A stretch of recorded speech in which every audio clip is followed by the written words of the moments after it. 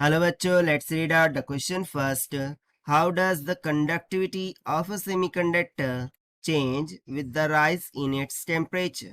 So basically बोल रहा है कि सेमीकंडक्टर की जो कंडक्टिविटी होती है वो टेम्परेचर के द्वारा कैसे चेंज होती है, क्या उसमें डिक्रीमेंट होगा इंक्रीमेंट होगा, वो हमें यहाँ पर बताना है।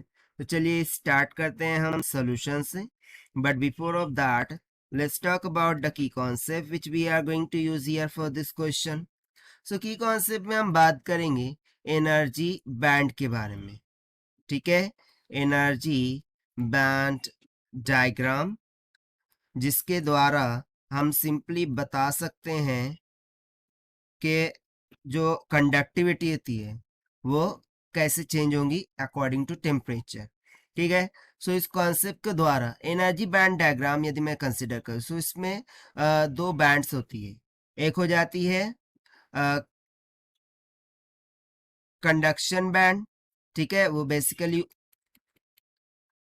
ऊपर होती है, इसको हम बोलते हैं कंडक्शन बैंड, और नीचे वाली को क्या बोल देते हैं हम, valence band.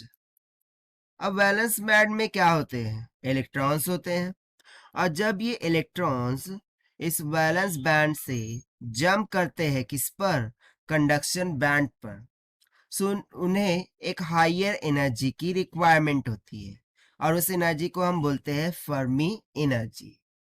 Now if you see that ये जो कंडक्शन बैंड है एंड वैलेंस बैंड है, इसमें हमें एक गैप दिख रहा है, and for semiconductor the gap in between conduction band and valence band is very less as compare to the insulator. Insulator में गैप बहुत ही ज्यादा होता है, जिस कारण से इलेक्ट्रॉन इजीली जंप नहीं कर पाते। अब यहाँ पर हम बात करेंगे कि कंडक्टिविटी का रिलेशन टेम्परेचर के साथ कैसा है।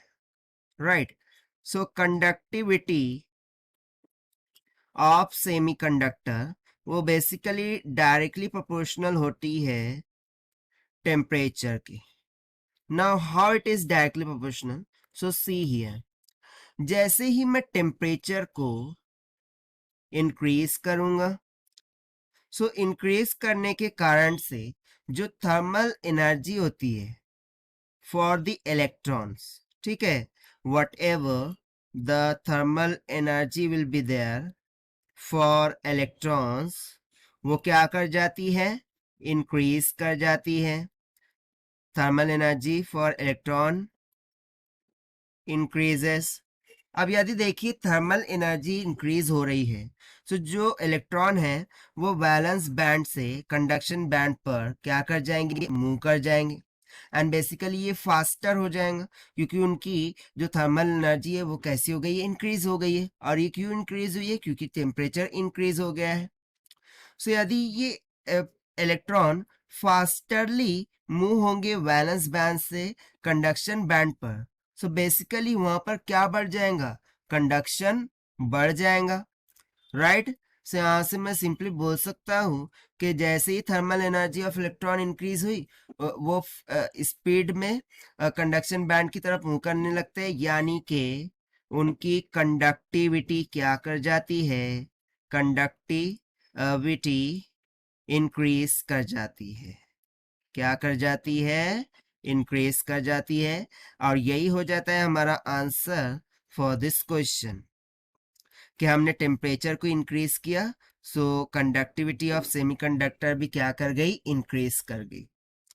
So this is the required answer which we have solved by using the energy band diagram concept. Now let us check the option.